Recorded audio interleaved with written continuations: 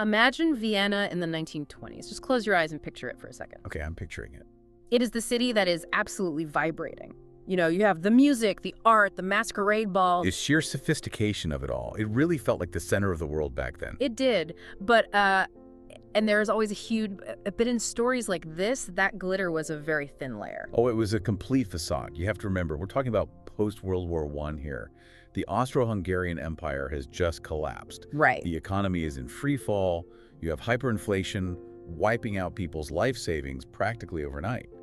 So while the operas are still playing, there is this desperate, clawing hunger underneath it all. Yeah, you had the old aristocracy and the new war profiteers living like kings, and then you had everyone else basically standing in the snow looking in. And that image, standing in the snow looking in, is exactly where we start today's deep dive. Exactly.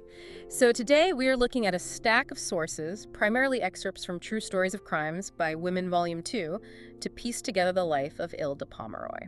And we've got some incredible source material to work with. We have personal accounts, a detailed timeline of her crimes, and these really meticulous investigative notes from an insurance agent named Ranker. Yes, Ranker. We will definitely get to him. But the mission of this deep dive is to trace a very specific trajectory. We want to understand the psychology of a killer who literally viewed people as financial assets or liabilities. Right, because usually we jump right to the villainy. But what is striking in the text is that Hilda starts out as, well, pretty normal. She is relatable initially. I mean, she is young, she's beautiful. The sources say, quote, all the boys loved her. But she had this specific gnawing dissatisfaction. She didn't just want to be admired by boys. She wanted access. She felt like she was owed a seat at the table. She wanted security. And let's be honest, luxury. So let's get into Hilda's head. She's living in this volatile city, and she is dating a guy named Carl. And on paper, Carl sounds great. He is young, handsome, totally devoted to her since they were in school together. But Carl has one fatal flaw in Hilda's eyes. He is broke, or at least he's average. And in 1920s Vienna, average meant you were struggling. Right. The text mentions he takes her out on dates, but they go to what she calls dives and garish cafes. And Hilda's reaction to that isn't just normal disappointment. It is visceral. She describes smoky, trashy bars and dingy movie theaters with this intense disdain. It was almost a phobia for her. She didn't just prefer nicer things. She was repulsed by poverty. She felt like she was entirely above it. She had this specific imagery in her mind. The sources say she longed for the red carpet of the opera houses. She wanted the fine wine, the extravagant restaurants. She looked at her life with Carl and just saw a dead end. So she decides to change her fate.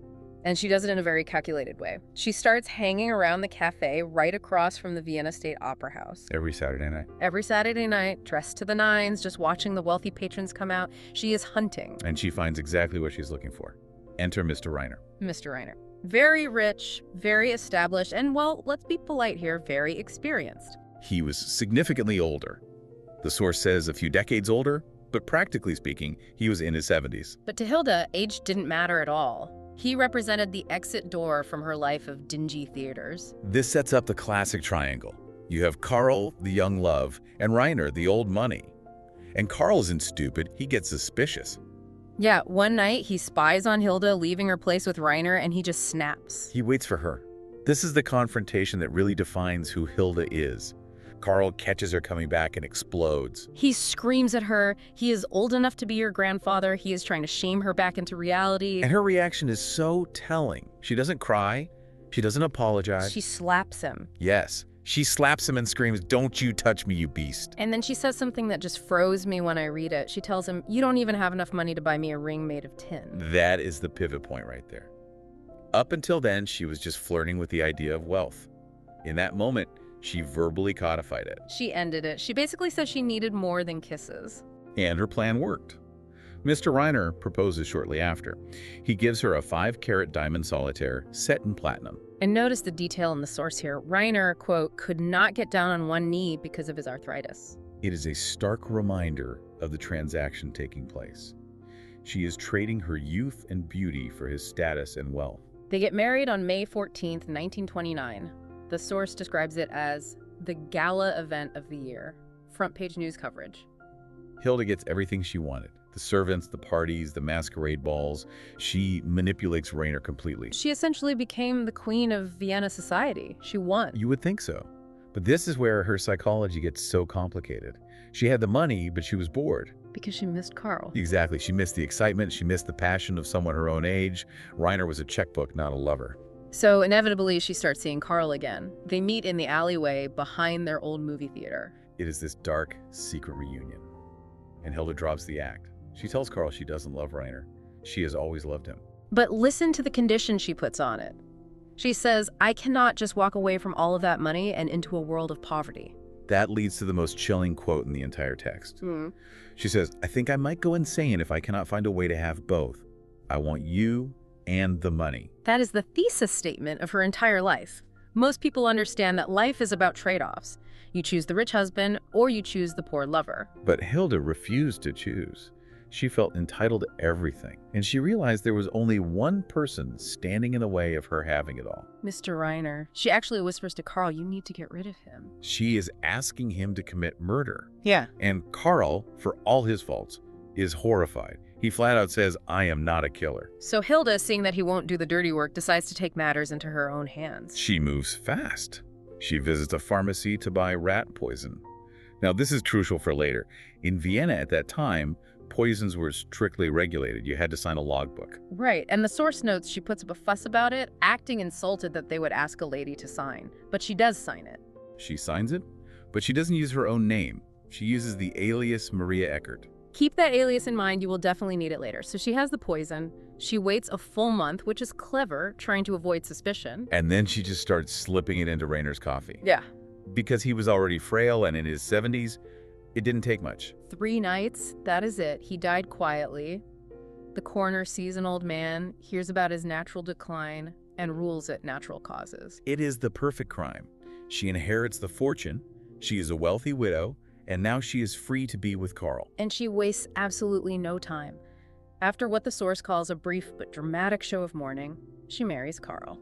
And suddenly the poor boy from the garish cafes is living in the mansion, spending the dead man's money.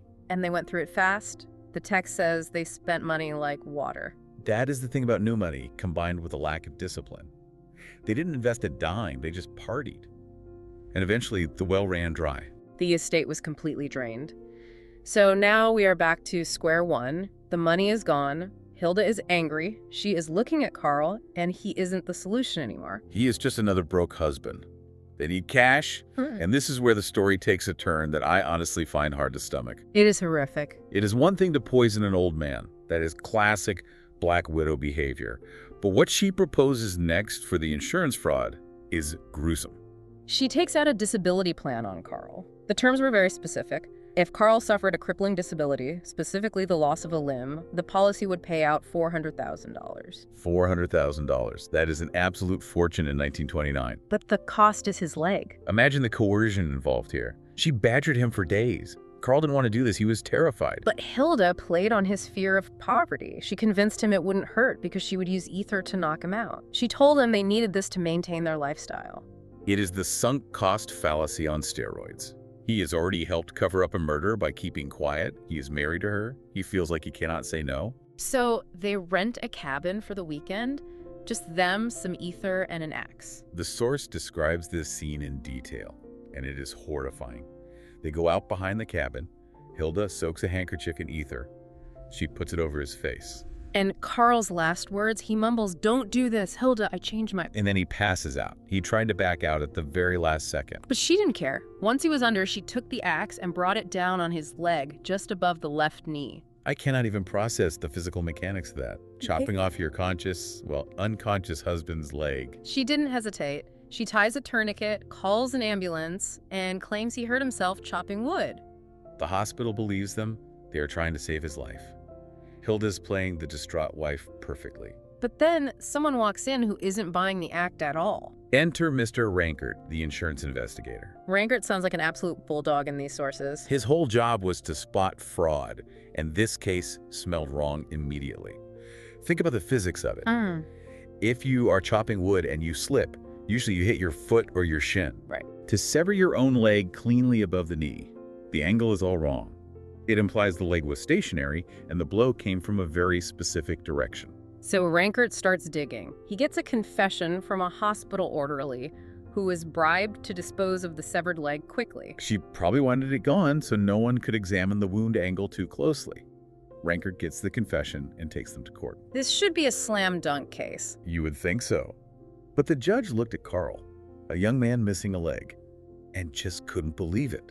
The idea that someone would voluntarily let their wife chop off their limb for money was too grotesque for the judge to accept. So the judge isn't convinced, but the insurance company doesn't want to pay the $400,000 either. Right, they settle for $50,000 just to close the case. $50,000. They mutilated him for $50,000. And that money does not last long with Hilda. No, it doesn't. And now the dynamic has completely shifted. Carl struggles with his disability. He is in pain. He cannot dance at the masquerade balls. He cannot keep up with her partying. And Hilda views him as a cripple. She literally calls him a burden who is ending her good time. They fight constantly. The $50,000 ran out, and suddenly, Carl wasn't an asset anymore. He was a liability. And we know exactly how she deals with liabilities. Murder number 2. She went back to her proven method, rat poison. But she didn't do it quickly this time. She sprinkled it on his food over weeks. He died slowly. That is unimaginably cruel, watching him wither away after she was the one who took his leg. He eventually dies, and Hilda puts on another fabulous show of mourning. But now she's desperate. She has no husband, no lover, and no money. This is where she crosses into full-blown serial killer territory. She isn't just reacting to a bad situation anymore. She is actively hunting for a new target. And she targets her own family. A rich old aunt, her grandmother's younger sister, an elderly woman, frail, living alone in a nice house. Hilda moves in, she plays the loving caretaker, she cooks for her, cleans for her. The aunt was so grateful. She thought her wonderful niece was taking care of her in her final years. So she convinces the aunt to make Hilda the sole heir. And that signature on the will was essentially a death warrant. 3 days. She waited exactly 3 days after the will was signed. And then she poisons the aunt's tea. 2 massive doses of rat poison. The aunt dies, and to show you exactly where Hilda's head was at, she immediately begins redecorating the house after the funeral. She must have felt totally invincible. She has killed 3 people, maimed one of them, and gotten away with it every single time. But she forgot about Rankert. The insurance investigator, he never stopped watching her. He knew she was dangerous after the leg incident. He took it personally and followed her in his spare time. When the aunt died suddenly, Rankert knew exactly what happened. So what is his first move? He does legitimate, hard detective work. He visits the local pharmacy near the aunt's house and questions the pharmacist about rat poison purchases. And this is the massive breakthrough. The pharmacist remembers a beautiful blonde coming in. He checks his logbook. And the name in the book was Maria Eckert. The exact same alias she used for the first husband's poison. But a fake name doesn't prove anything on its own. Anyone can sign a fake name. True, but Rankert was smart. He asked to see the logbook and compared the handwriting of the signature to Hilda's actual handwriting. And it was a match. A perfect match. The loops, the slant, it was undeniably Hilda. She had signed a fake name, but she hadn't bothered to disguise her handwriting at all. Rankert takes this to the police. The judge orders an exhumation of the aunt's remains. And the autopsy confirms it. Massive amounts of rat poison. The perfect crimes are finally exposed. When you really zoom out and look at Hilda's path, from a girl staring at the opera house to a woman who murdered a husband, mutilated and murdered a lover, and poisoned an aunt. All to stay on the red carpet. And look at the nature of her greed. 400,000 wasn't enough. 50,000 wasn't enough. An inheritance wasn't enough. It was a hunger that could never be filled. She viewed human beings purely as financial instruments to be cashed in. But you know what I want you, the listener, to mull over today? It is that Maria Eckert mistake. It is fascinating. Why sign a fake name in your own handwriting? Was it just pure arrogance? Did she think she was untouchable simply because she was beautiful? Or did she subconsciously want to be caught? Did some part of her want the madness to stop? It is a provocative thought to leave you with. What makes someone so meticulous suddenly become so sloppy at the very end? That is the real mystery of the Vienna widow.